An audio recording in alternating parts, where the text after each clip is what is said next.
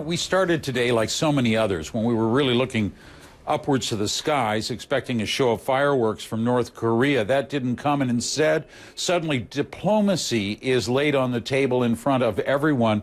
You know, the U.S., as you just heard right there, Secretary Kerry talking in strong terms, certainly, but he also backed up a little bit, saying that President Obama had ordered that some of the maneuvers that they're doing with the South Koreans be scaled back or canceled altogether.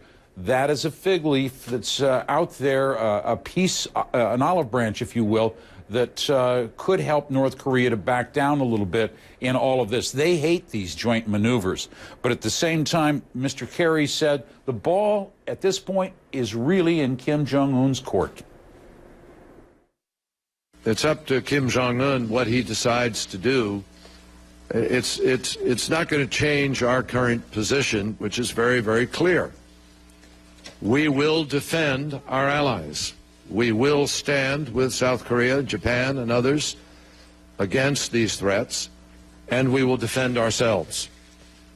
And Kim Jong-un needs to understand, as I think he probably does, the outcome of a conflict would be.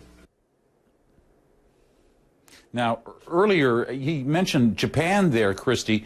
Earlier, North Korea issued a threat to Japan that it would be the first one it attacked if it didn't, if it carried through on its threat. Japan had said that if North Korea fires missiles over its territory, they will be shot down.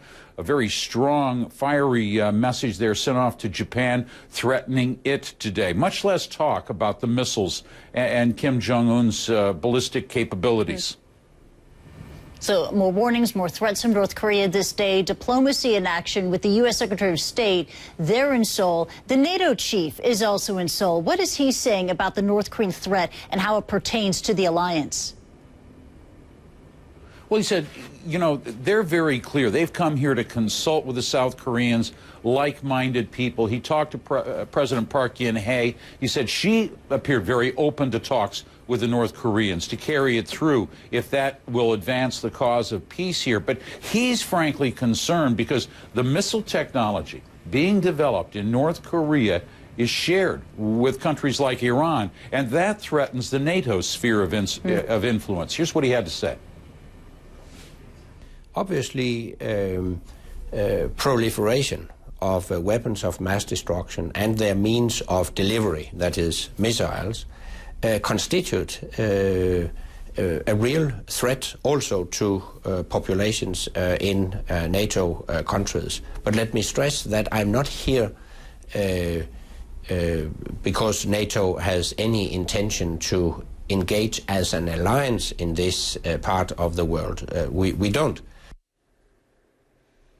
What we do is we do look forward to seeing what comes out of Secretary Kerry's visit to Beijing.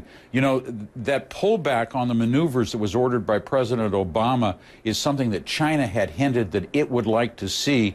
That's already done, taken care of. Now we'll see what happens in Beijing, which is the next stop for the U.S. Secretary of State.